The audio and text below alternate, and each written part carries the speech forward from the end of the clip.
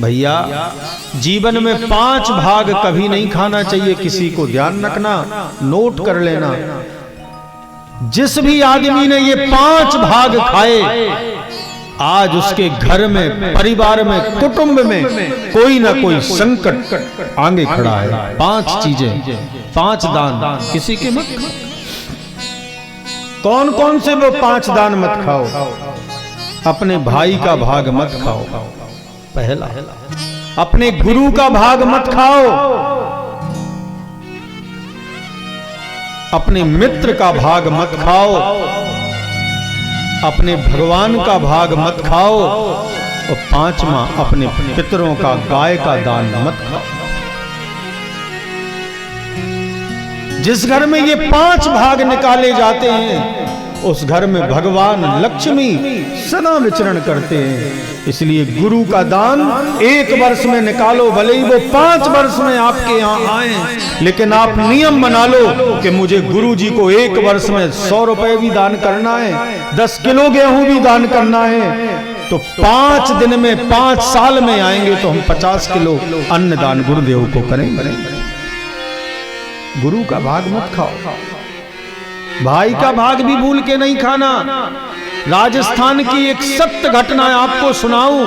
एक माँ के 2 बेटे थे और दोनों कमाने के लिए परदेश गए। जब पैदल चलना पड़ता था, सुबह से शाम तक चले और एक वृक्ष के नीचे लेट गए। और जब लेटे विश्राम कर रहे थे तो छोटे भाई को एक सोने का कलश गड़ा हुआ मिल गया।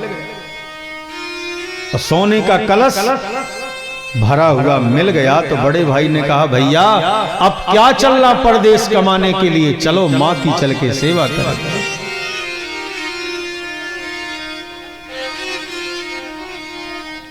तो बोले भोजन कर लें, रात्रि विश्राम करें कि चले? बोले नहीं, रात्रि में ही चल रहा है, भोजन कर लो।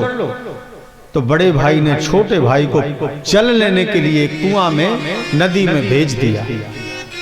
और जब तक वो जल लेने के लिए गया, बड़े भाई के मन में ये पाप आ गया कि ये पूरे सोने का कलश हमारा हो जाएगा तो हम बहुत पैसे वाले कहलाएंगे, लेकिन इसको हम मारें कैसे, जब तक इसने भोजन में जहर मिला दिया। भाई जल लेकर के आया और जल रखा और भोजन करने के लिए बैठा। छोटे भैया ने कहा, बड़े भैया प्रसाद पाओ, फिर इसके बाद चलते हैं। बड़े ने कहा, पहले तू खा ले, मेरी इच्छा नहीं है। छोटे ने वो भोजन खाया, उसमें तो जहर मिला था। छोटा मर गया।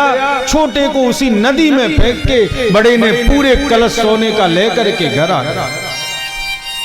माँ ने पूछा, बेटा लौट आया इतनी जल्दी?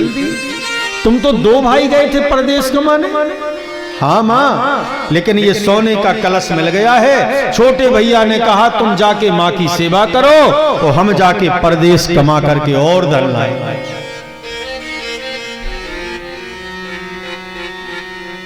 कब आएगा बेटा? माँ दीपावली पे आ जाएगा।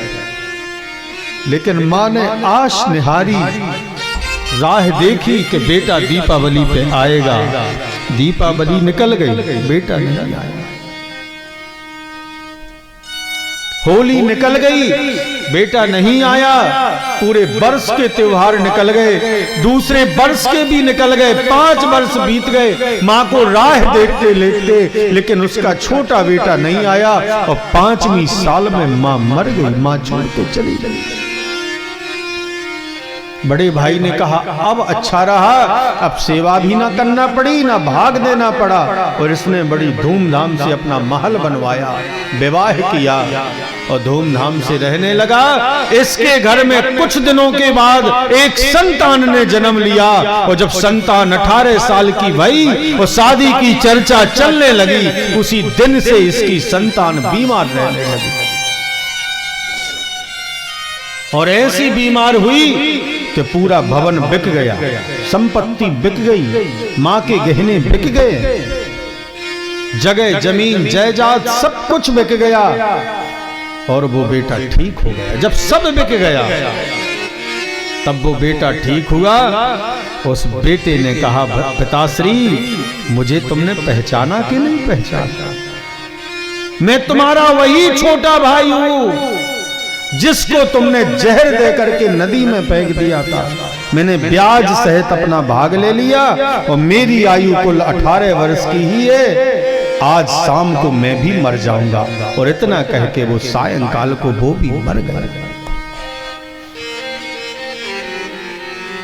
भाई खो दिया, बेटा खो दिया, माँ खो दी, संपत्ति जायदाद चली गई। इसलिए भैया ये 5 भाग भूल के भी कभी मत खाना।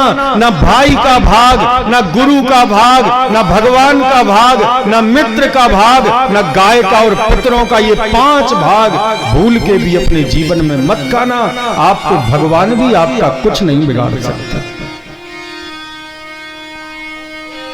जिसका भाग आवे दो, कमाओ तो धर्म करो मेरे भैया। गुरु बनाओ तो उनको दान दे करके उनका कर्ज चुकाओ। जरूरी नहीं है कि गुरु जी को कितना देना है, जितनी आपकी श्रद्धा है उतना दीजिए, लेकिन आप प्रदान करो।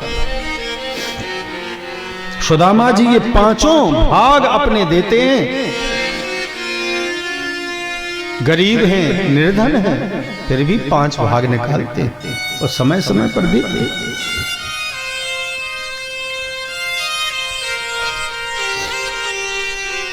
पहली रोटी बने गाय के लिए निकालो, दूसरी रोटी बनाओ तो आधी पक्षियों को और आधी कुत्ते को।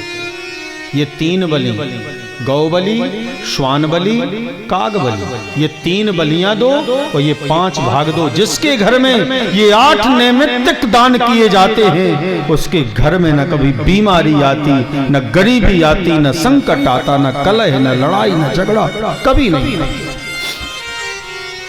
ये 5 भाग और 3 बलि सबको देने चाहिए।